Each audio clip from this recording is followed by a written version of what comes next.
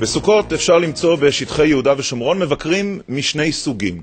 האחד, חילונים שנענו לקריאה של מועצת יש"ע ובאו לעשות היכרות עם חבל ארץ שאיננו מוכר לרבים, ומצד שני, כאלה שבאו להדוף את ההתנכלות של נוער הגבעות למסיק הזיתים של הפלסטינים. הערב ביומן, תיעוד מיוחד של חלוקת מצלמות לפלסטינים שנערכים לצלם את ההתנכלויות למסיק. מנחם הדר מביא את הסיפור. מסע פרסום אגרסיבי בכל רחבי הארץ קורא לכל ישראלי לשמוע את הסיפור היהודי ביהודה ושומרון. בשילה הכינו לאלפים שיגיעו, כך מקווים, תוכנית עשירה של סיורים והפעלות. 4 מיליון שקלים הפקידה מועצת יש"ע דווקא בידי קבוצה של יזמים חילוניים ממרכז הארץ, בתקווה שהם יצליחו סוף סוף לקרב את החילוניים ליהודה ושומרון. בראש מטה ההסברה עומד יקיר סגב, פעיל ותיק בתנועות מחאה. אני חושב שזה יפריע לא רק למועצת יש"ע, אלא אני חושב שזה יפריע להרבה מאוד אנשים שהיחידים שנאבקו נגד ההתנתקות, או הרוב המכריע של האנשים שנאבקו נגד ההתנתקות, היו דווקא כאלה שהם מהציבור הדתי-לאומי. אני חושב שהאהבה לארץ ישראל והזיקה למסורת והזיקה ליהדות זה לא משהו ששייך לדתיים לאומיים, אלא זה שייך דווקא לכולנו. הסיפור התנ"כי על גנבת ארון הברית שהתרחש בשילה מומחז בהומור על ידי זוג שחקנים. כך ניתן להעביר את המסר.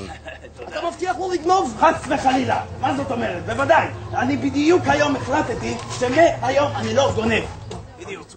אבל אנחנו עם עלייה חדה כרגע בגנבות, בפגיעות ביצים, ואני חושב שאנחנו נראה איזה מספר עצום של גנבות. כמעט כל מקום שאנשים מגיעים הם מדווחים שכבר מישהו היה לפניהם וכבר מסקו. הסיפור היהודי של הרב אשרמן אחר לגמרי.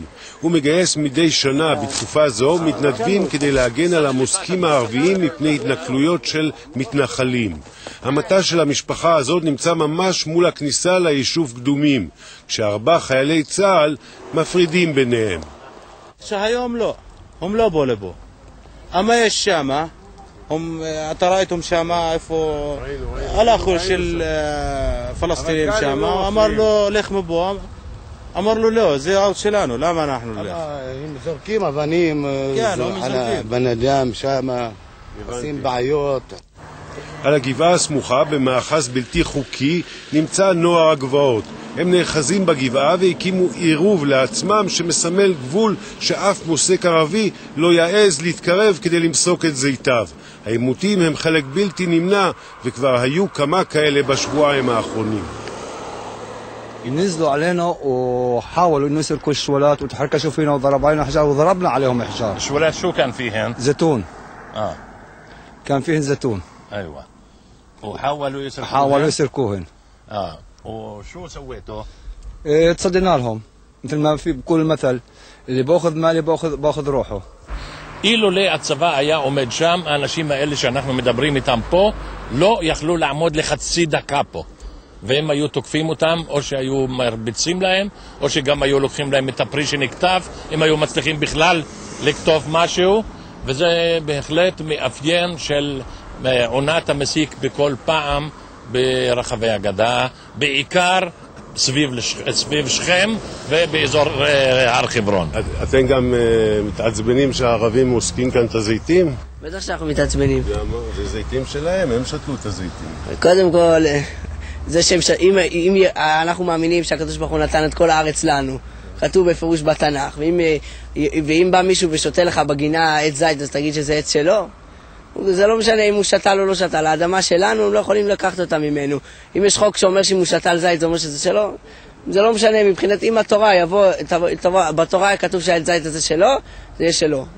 זה לא מה שכתוב בתורה, זה לא משנה. בתורה כל מיני דברים כמו אל תגנוב ואל תגזול, יש דברים יפים. אתה צודק ב100% אל תגנוב ואל תגזול, השאלה אם זה גניבה או גזלה, זה מה שאני בא להגיד לך.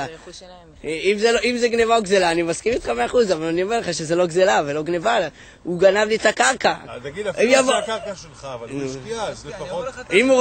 אם הוא רוצה לבוא להיות פועל שלי, אני לא מעסיק ערבים, אבל אם הוא רוצה לבוא להיות פועל שלי, אז הוא מוזמן לבוא לדבר איתי להיות פועל שלי, להגיד לי, אני רוצה לשתול לך עצי זית בגינה, בארץ, בקרקע שלך, אני רוצה לבוא למסוק כדי לתת לך, אבל הוא לא עושה את זה. הוא בא לקחת את זה הכל בשבילו, זה שלו הכל.